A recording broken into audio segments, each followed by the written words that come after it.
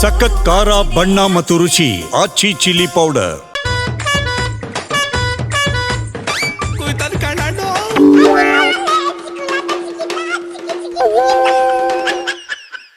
ನನಗೆ ಒಂದ್ ಕಡೆ ಅನ್ಸ್ತದೆ, ನಾನು ಕೂಡ ಈ ಭಾಗದಲ್ಲೇ ಹುಟ್ಟಿದ್ರೆ ನಮ್ ಕ್ಷೇತ್ರ ಕೂಡ ಇಷ್ಟು ದೊಡ್ಡ ಮೊತ್ತ ಸಿಕ್ತಿತ್ತು ಅನ್ನೋದು ನನಗೆ ಭಾವನೆ. ನಮ್ ಕ್ಷೇತ್ರದಲ್ಲಿ ಇಷ್ಟು ಹಣ ಇಲ್ಲ ನಮ್ಗೆ.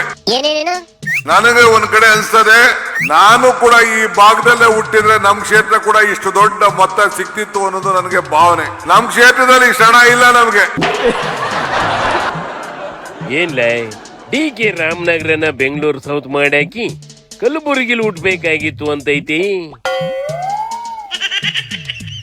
ಕಲಬುರಗಿಲಿ ಹುಟ್ಟಿದ್ರೆ ಕಟ್ಮಂಡು ಸಿಂಗಾಪುರ್ ಮಾತಾಡ್ತಿದ್ದೆ ಅಂತ ಹೇಳಕ್ ಹೋಗಿದ್ದೆ ಕಣೆ.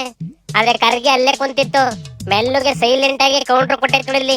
ನಾನು ಈ ಭಾಗದಾಗ ಹುಟ್ಟಬೇಕಾಗಿತ್ತು, ನನಗೂ ಅಭಿವೃದ್ಧಿ ಸಿಗ್ತಿತ್ತು. ನಮಗ್ ನೀವು ಇಲ್ಲಿ ಹುಟ್ಟೋದು ಬೇಡ, ನಾವು ಅಲ್ಲಿ ಹುಟ್ಟೋದು ಬೇಡ. ನಮಗ್ ಬೇಕಾಗಿದ್ದೇನಂದ್ರೆ ಮೈಸೂರು ಮತ್ತು ನಿಮ್ ಕಾನ್ಸ್ಟಿಟ್ಯೂನ್ಸಿ ಹಂಗಿದೆ ಅದೇ ಮಾಡಿ ನಮಗೆ. ನಮ್ಗೆ ಬೇರೆ ಬೇಡ.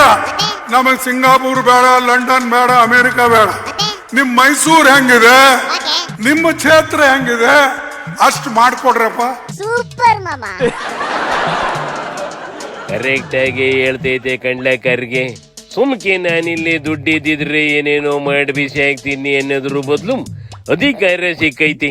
ಈಗ ಅದೇನು ಮಾಡ್ತವೋ ಮಾಡ್ಯಾಕ ಹೇಳ ನೋಡೋಣ ಅಂದಂಗೆ. ಕರ್ಗೆ 50 ವರ್ಷದಿಂದ ಗೆಲ್ತಲೇ ಬಂದಿತ್ತಲ್ಲ, ಇದ್ಯಾಕ್ ಮಾಡಿಲ್ವಂತಲ ಮೈಸೂರು ಬೆಂಗಳೂರಿನ ತರಕಿ.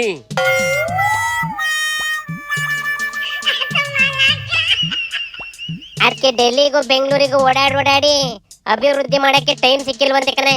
ಈಗ ಆದ್ರೂ ಮಗ ಅಭಿವೃದ್ಧಿ ಮಾಡ್ತದಂತೆ. ಅಪ್ಪ ಅಭಿವೃದ್ಧಿ ಅಂದ್ರೇನೆ ಯಾಕಂಡ್ಲ ಮಕ್ಕಳು ಅಧಿಕಾರ ಹಿಡಿಯಕ್ಕಾಗದು.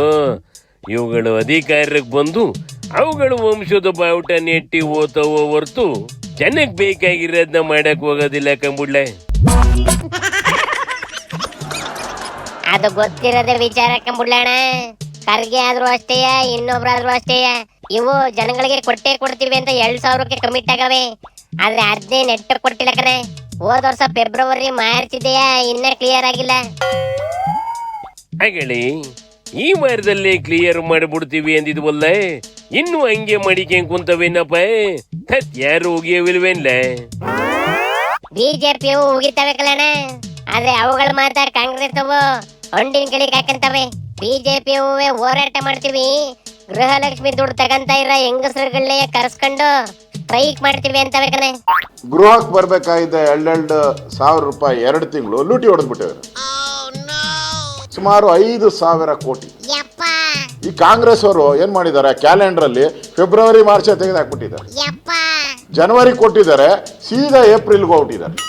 ಒಂದ್ ಸರ್ಕಾರ, ಇಷ್ಟು ಜನ IAS ಇರೋಂತ ಸರ್ಕಾರ, ಮಂತ್ರಿಗಳು ಏನ್ ಕತ್ತೆ ಕಾಯ್ತಾ ಇದಾರ? ಹೆಂಗ್ ಜಂಪ್ ಆಗುತ್ತೆ? ನಿನ್ನೆ ನೋಡಿದ್ರೆ ಪಾದಯಾತ್ರೆ, ಬಳ್ಳಾರಿ ಸಮಾವೇಶ ಅಂತಿತ್ತು. ಈಗ ಗೃಹಲಕ್ಷ್ಮಿ ಸಮಾವೇಶ ಅಂತೈತಿ. ಯಾವುದನ್ನು ಮಾಡ್ತದಂತಲ ಇದು? ನನ್ನ ಪ್ರಕಾರ ಯಾವುದು ಮಾಡೋದಿಲ್ಲ ಕಣೆ. ಸುಮ್ಕೆ ಖಾತೆ ಹೊಡೆದು ಕಾಲ ಕಳಿತಾವ ಅಷ್ಟೇ.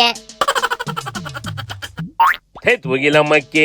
ಆಡಳಿತ ಪಕ್ಷದವು ಬಂಡ ಬಿದ್ದೋಗವಿ, ಇರೋದ ಪಕ್ಷದವು ಸೋಂಬೇರಿ ಬಿದ್ದೋಗವಿ. ಜನ ಸುಮ್ಕೆ ಅನ್ನ ನೆಳ್ಳು ಹುಡಿಕೊಂಡು ಓಡಾಡ್ತಾವಿ. ತೆರಿಕಿ ಶಿವನಿ ಶಂಭುಲಿಂಗ.